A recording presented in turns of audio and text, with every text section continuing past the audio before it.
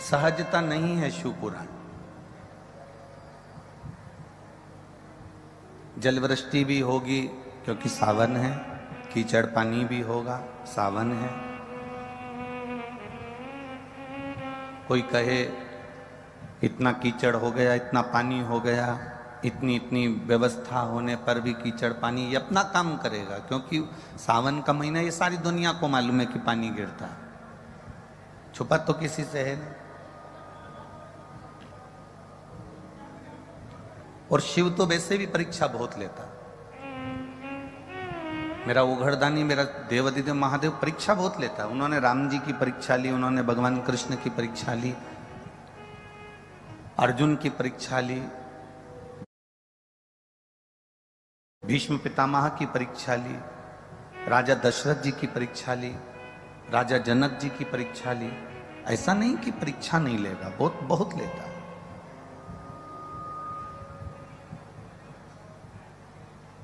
त्याग शिव महापुराण की कथा अपन सब श्रवण करने के लिए बैठे हैं।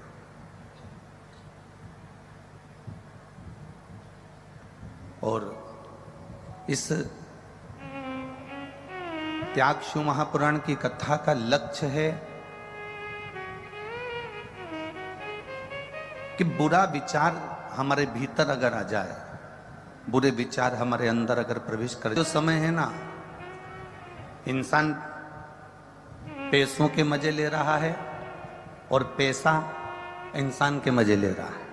ये बड़े विचित्र बात है।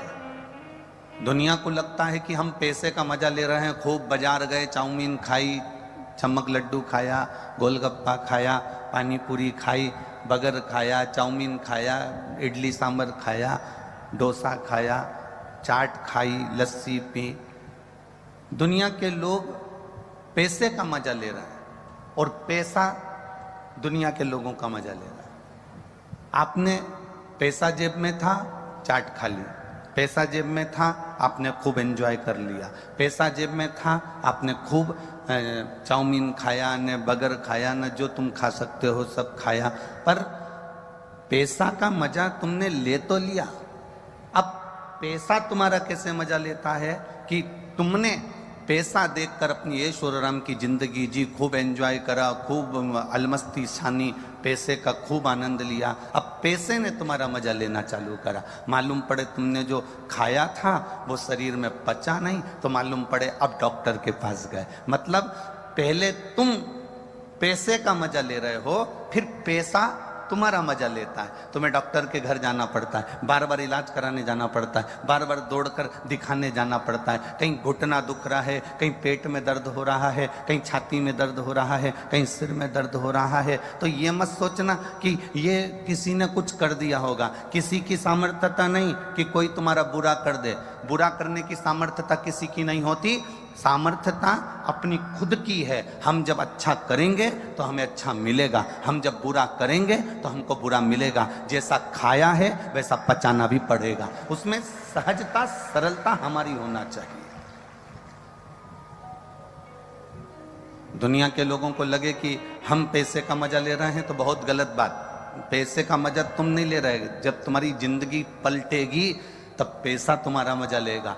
हॉस्पिटल में पड़े रहोगे, वेंटिलेटर पे पड़े रहोगे, आईसीयू में पड़े रहोगे, बोतल चढ़ती रहेगी, दवाइयाँ लगती रहेगी, और तुम सोचोगे कि पैसे का मैं मजा ले रहा हूं, पर पैसा तुम्हारा मजा ले रहा होगा, पैसा तुम्हारा आनंद ले रहा होगा।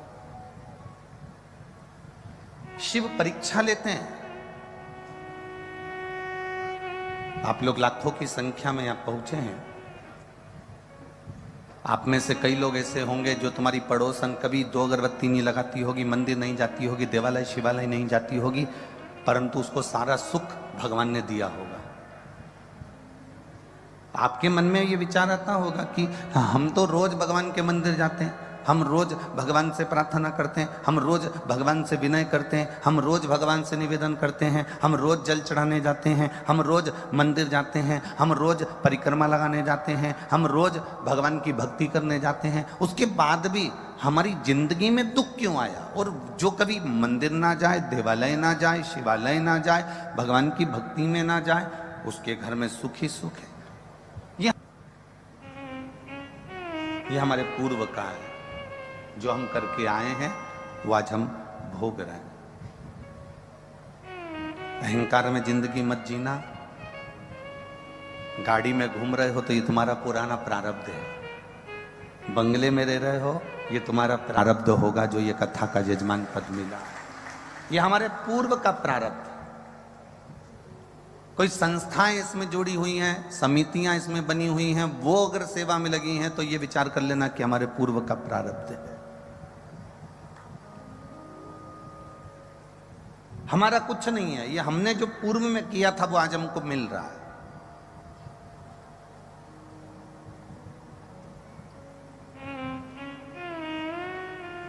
इसलिए पहले भी कहा, मत बुरे कर्म कर बंदे वरना पछताएगा। भगवान की आंखों से तू बच नहीं पाएगा, तू बच नहीं पाएगा। अरे ओ अज्ञानी मत करना दानी, अरे ओ अज्ञानी मत करना। तेरे कर्म का फल भी तू ही पाएगा, जैसा क्या तूने तेरे आगे आएगा।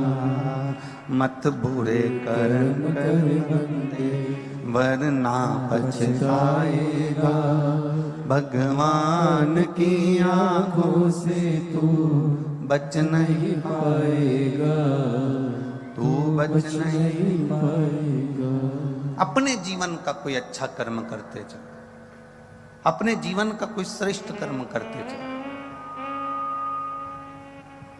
तुम्हारे मरने के बाद तुम्हारे परिवार के लोगों ने कितने लोगों को खाना खिलाया, तुम्हारी आंख बंद होने के बाद तुम्हारे घर के लोगों ने कितने लोगों को भोजन कराया, उससे मतलब मत रखना।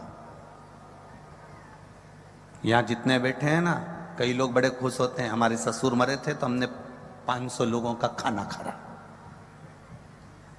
हमारी सास मरी तो हमने हमारी पूरी समाज का भोजन करा। हमारे दादा ससुर मरे तो हमने इतने लोगों को खाना खिलाया, इतने लोगों को भोजन कराया। इस भ्रांति और भ्रम में मत जियो। आंख बंद होने के बाद तुम कितने लोगों को खाना खिला रहे हो उससे मतलब मत रखना। मतलब रखना कि तुम्हारी आंख जब तक खुली है, तुम जब तक जिंदा हो, तो तुमने किसी गरीब को खाना खिलाया कि ना खिलाया, किसी प्यासे को पानी पिलाया कि ना पिलाया, किसी ऐसे मरीज को जो दवाई के लिए तरस रहा है उसको औषधि चाहिए, और हमारे पास में थोड़ा भी धन अगर अधिक है और उसके पास में नहीं है, तो आपने किसी औषधि का खर्चा उठाया कि नहीं उठाया। किसी विकलांग के जीवन में कोई कष्ट आया तो उस